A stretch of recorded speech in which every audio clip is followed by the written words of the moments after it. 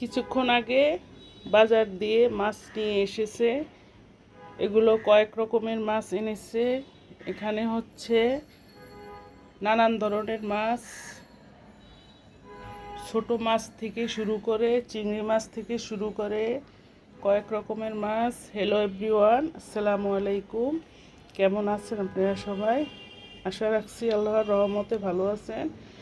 আলহামদুলিল্লাহ, আমিও ভালো আছি। আমি মাছগুলো এখন গুছিয়ে গাছিয়ে নিব।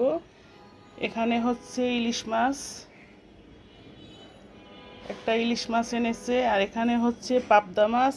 সব মাছগুলোই আমার নদীর, এখানে চাষের কোনো মাছ নেই। এগুলো হচ্ছে চাপিলা মাছ, মানে ছোট যে চাপিলা মাছগুলা ওগুলা। এখানে কাঁঠালি চিংড়ি, নদীর যে চিংড়িটা, সব রকমের মাছগুলো সব নদীর মাছ। ইলিশ মাছ, তারপরে হচ্ছে পাবদা মাছ, তারপরে হচ্ছে চুলের ডাঁটি, এটাকে অনেকে বাইলা মাছ হিসাবেও চিনে। দেখেন মাছটা দেখতে এরকম, আর বেশ বড় মাছ। এর চেয়ে বড় আর এই মাছটা হয় না, এটাই একদম বড় মাছটা। বেশ বড় মাছগুলো, সবগুলো মাছই বড়। পাবদা মাছগুলো অনেক বড় বড়, ইলিশ মাছটা অনেক বড় একটা ইলিশ মাছ নিয়ে এসেছে। আর এখানে হচ্ছে বোয়াল মাছ, এই মাছটা কেটে কুটে এনেছে। অন্য মাছ আমি কাটাতে নিষেধ করেছি, কারণ কাটলে বাজারে মাছ কাটলে মাছের সাইজ একদম ছোট করে ফেলে, তাই। আর এই ছোট মাছ কাটার মানে ধৈর্য নাই, অতক্ষণ দাঁড়িয়ে থেকে মাছ কাটাতে পারবো না, তাই আকারটাই নিয়ে এসেছে। আমি এখন এখান থেকে বোয়াল মাছ আর হচ্ছে চিংড়ি মাছ দিয়ে করলা দিয়ে ভাজি করব, আর বোয়াল মাছ চচ্চড়ি করে নিব। অন্য কোনো মাছ রান্না করব না আজকে। এগুলো গুছিয়ে ফ্রিজে রেখে দিব। আমার সাথে থাকুন, দেখতে থাকুন, কোথাও যাবেন না। আমি কিভাবে রান্না করি, আমার রেসিপিগুলি উপভোগ করুন। আর যদি একটু হলেও ভালো লেগে থাকে তাহলে সাবস্ক্রাইব চাই, like comment share, please please আপনাদের কাছে অনুরোধ, সাথে থাকুন। দর্শক, আমি সব কাজগুলো গুছিয়ে গাছিয়ে মাছ ধুয়ে পরিষ্কার করে রেডি করে আপনাদের সামনে আবারও হাজির হচ্ছি। এটা হচ্ছে কাসকি গুঁড়া। এই গুঁড়া মাছটা আমি চচ্চড়ি করে নিব, ছোট কাসকি মাছটা। আর এখানে করলা ধুয়ে করলা কেটে রেখেছি, চিংড়ি মাছ দিয়ে করলা ভাজি করব। আর এটা বোয়াল মাছ ধুয়ে পরিষ্কার করে আমি হলুদ লবণ মাখিয়ে রেখেছি 15-20 মিনিটের জন্য। আমি তো সব সময় বলি আমি মাছ এইভাবে কিছুক্ষণের জন্য ম্যারিনেট করে রেখে দেই, তারপরে রান্না করি। ওই মাছটার ভিতরে সব মশলাগুলো ঢোকে, খেতে অনেক ভালো লাগে।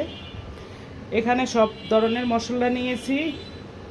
এখানে সব বাটা মশলা, পেঁয়াজ বাটা, জিরা বাটা, হলুদের গুঁড়া, মরিচের গুঁড়া, সামান্য একটু ধনিয়ার গুঁড়া। আর এটা হচ্ছে চিংড়ি মাছ কেটে হলুদ লবণ মেখে রেখেছি। এখন আমি প্রথমে করলাটা চুলায় বসিয়ে দিচ্ছি, চুলার জালটা অন করে দিচ্ছি।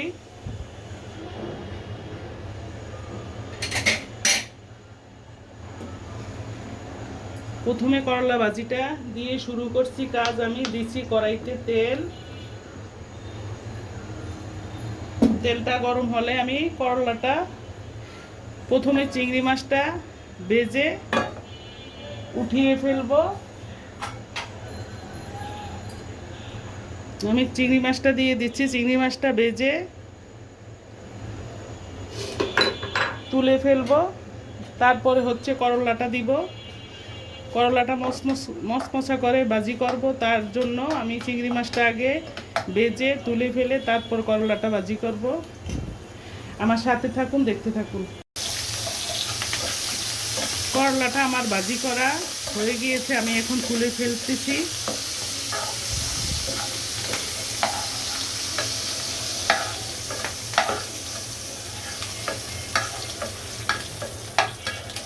এখন করলাগুলো আমি দিয়ে দিচ্ছি। করলাগুলো আমি রিং পিস করে গোল গোল করে কেটে নিয়েছি, এখন দিচ্ছি করলাগুলো।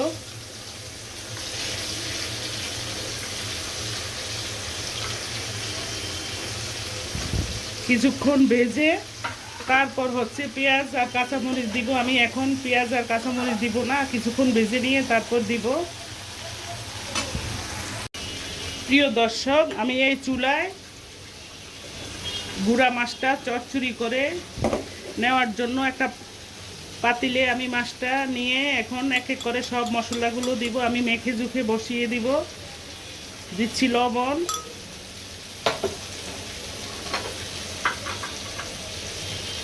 এখানে দিচ্ছি পেঁয়াজ কুচি,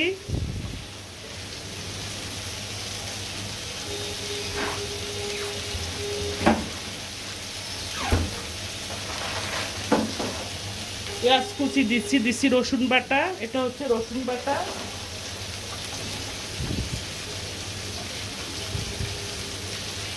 এখানে দিচ্ছি মরিচের গুঁড়া। আমি কাঁচা মরিচ, গুঁড়া মরিচ, দুই রকমের মরিচ দিচ্ছি। এখানে একটু পেঁয়াজ বাটা দিচ্ছি, পেঁয়াজ কাটা এবং বাটা দুটোই দিচ্ছি। সামান্য একটু ধনিয়ার গুঁড়া দিচ্ছি, সামান্য একটু জিরা বাটা দিচ্ছি, হলুদের গুঁড়া,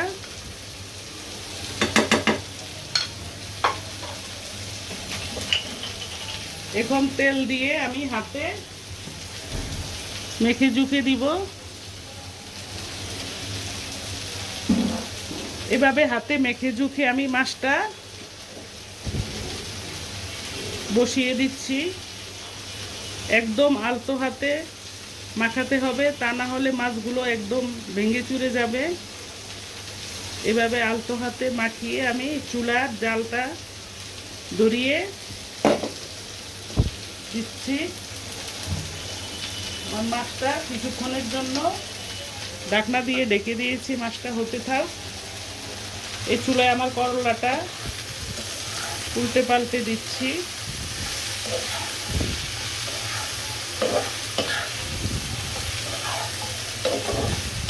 করলাটা একদম মচমচা করে ভাজি করে নিব।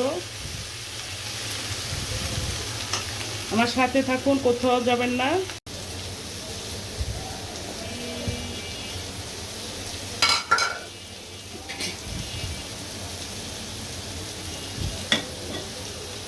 এটা হচ্ছে কাচকি গুঁড়া, নদীর কাচকি গুঁড়া চচ্চড়ি। দেখেন মাছটা দেখতে দারুণ হয়েছে, তাই না? খেতেও আশা করি ভালো লাগবে। মাছ চচ্চড়িটা দেখতে সুন্দর, কালারটা এবং খেতেও অসাধারণ লাগবে আশা করি ইনশাআল্লাহ। এইভাবে এই মাছটা এইভাবে চচ্চড়ি করে খেয়ে দেখবেন। আমার রেসিপিগুলো ফলো করেন, আমি কথা দিচ্ছি এইভাবে রান্না করলে খেতে অসাধারণ লাগে। এই পাশের চুলায় আমার করলা ভাজিটা প্রায় হয়ে আসছে। এই পর্যায়ে এসে আমি এখানে হচ্ছে কাঁচামরিচ খালি করে দিচ্ছি পেঁয়াজ কুচি,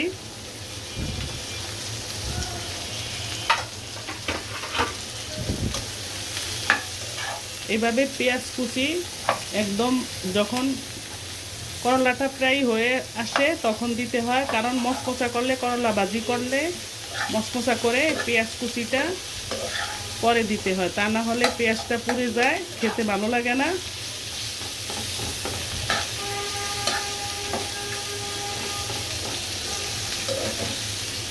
এখন দিচ্ছি আমি সেই চিংড়ি মাছগুলো হলুদ লবণ দিয়ে ভেজে রেখেছি, ওই মাছগুলো আমি দিয়ে দিচ্ছি।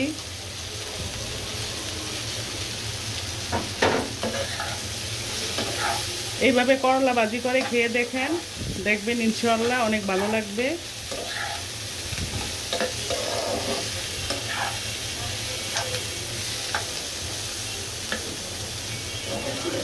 করলাটা আমার আরেকটু মচমচা করে ভাজি করে নিতে হবে। এই চুলায় আমার মাছটা রান্না হয়ে গিয়েছে, আমি এখন চুলাটা বন্ধ করে দিব। ঢাকনা দিয়ে ঢেকে চুলাটা বন্ধ করে দিচ্ছি। করলা ভাজিটা আমার একদম মচমচা করে ভাজি করা হয়ে গিয়েছে, আমি এখন চুলাটা বন্ধ করে দিব। এইভাবে করলাটা ভাজি করলে যে করলা না খায়, মানে তেতো পছন্দ করে না, সেও খেয়ে নিবে। মশমশা ভাজি একটা সুন্দর ঘ্রাণ আসে আর খেতেও ভালো লাগে, তেতোটাও কম লাগে। আমাদের বাসায় তো করলা বাচ্চারা খেতে চায় না, তাই এইভাবে ভাজি করে নিলে একটু খায়, মশমশা করে ভাজি করে নিলে। চুলার জালটা আমি বন্ধ করে দিচ্ছি। এই চুলায় আমি আরেকটা কড়াই বসিয়ে দিচ্ছি। এখন আমি মশলাগুলো সব দিয়ে দিব। এটা হচ্ছে মাছ রান্না করব, আমি বোয়াল মাছটা রান্না করে নিব। আমি এখানে দিচ্ছি পেঁয়াজ বাটা, ধনিয়ার গুঁড়া, রসুন বাটা, জিরা বাটা, সামান্য একটু আদা বাটা, হলুদের গুঁড়া, মরিচের গুঁড়া, আমি সব মশলাগুলো দিয়ে দিচ্ছি।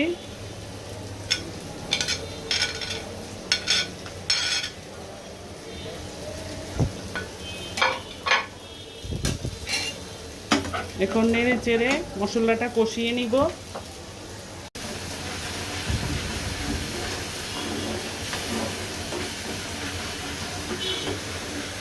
এইভাবে মশলাটা কষিয়ে যখন তেলটা উপরে ভেসে আসবে তখন আমি মাছগুলো দিয়ে দিব। মশলাটা সুন্দর মতো কষিয়ে নিতে হবে, কারণ মশলা কষানোর ভিতরেই মাছের টেস্ট বাড়ে। যত বেশি কষাবেন ততই মাছের টেস্ট, যে কোনো মাছ, মাংস, সবজি সব কিছু টেস্ট দ্বিগুণ বেড়ে যায়। এখন দিচ্ছি আমি এখানে মাছগুলো দিয়ে দিচ্ছি। আমি মাছগুলো হলুদ লবণ মাখিয়ে রেখেছি। সবসময় আমি মাছের ভিতরে হলুদ লবণ মাখিয়ে রেখে দেই কিছুক্ষণের জন্য, কারণ এভাবে রান্না করলে খেতে অনেক ভালো লাগে।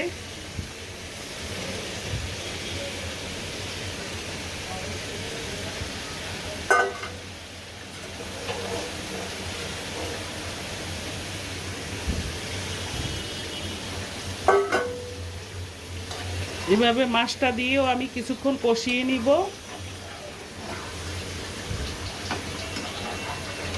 দর্শক, আমার রেসিপিগুলো একটু হলেও যদি ভালো লেগে থাকে তাহলে লাইক, কমেন্ট, শেয়ার করবেন, সাবস্ক্রাইব করবেন, বেল বাটনটি অন করে দিবেন প্লিজ। আপনাদের কাছে অনুরোধ রইল, আপনাদের এই বোনটির পাশে থাকবেন সব সময়।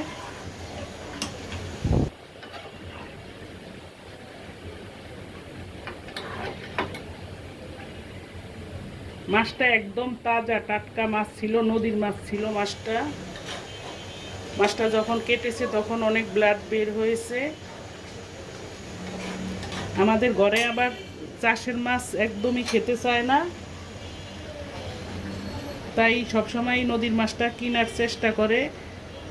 ভুলবশত মাঝে সাঝে যদি লোকরা ঠকিয়ে দেয়, মানে চাষের নদীর বলে চাষের বিক্রি করে, তখন হয়েছে আলাদা, মানে আনার পরে দেখে আর কি, রান্না করার পরে তখন আর ভালো লাগে না, গন্ধ আসে, কিংবা মাছ নরম খেতে চায় না, ওই মাছ ফালিয়ে দিতে হয়। এভাবে মাছটা কষিয়ে আমি ঝোলের জন্য পানি দিয়ে দিব। দর্শক, আমার রান্নাগুলো কমপ্লিট করে নিয়েছি। এখানে হচ্ছে করলা ভাজি, এটা হচ্ছে করলা ভাজি, আর এটা হচ্ছে সেই গুঁড়া মাছ চচ্চড়ি। এই হচ্ছে গুঁড়া মাছ চচ্চড়ি, এই হচ্ছে করলা ভাজি, আর এই হচ্ছে বোয়াল মাছ। মাছটা আরেকটু রান্না করে নিতে হবে, এখনো হয়নি কমপ্লিট।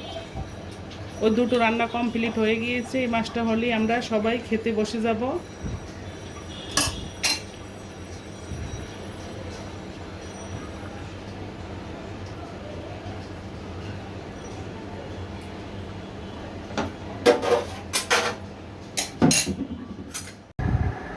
খাবার টেবিলে বেড়ে নিয়েছি। এই হচ্ছে সেই ছোটো মাছ চচ্চড়ি, আর এটা হচ্ছে করলা ভাজি, একদম মশমশা করে নিয়েছি। আর এটা হচ্ছে, দেখেন কালারটা জাস্ট ওয়াও, দেখেন দারুণ হয়েছে, দারুণ, খেতেও দারুণ লাগবে, সেই সুন্দর কালারটা এসেছে। আশা করি খেতেও অনেক টেস্ট হবে। মাছের পিসগুলো একদম বড় বড় করে কেটে নিয়েছি, দেখেন। তাহলে এখানে ভিডিওটা শেষ করছি। সবাই ভালো থাকেন, সুন্দর থাকেন, সুস্থ থাকেন, নিরাপদে থাকেন। আল্লাহ হাফেজ। আসসালামু আলাইকুম।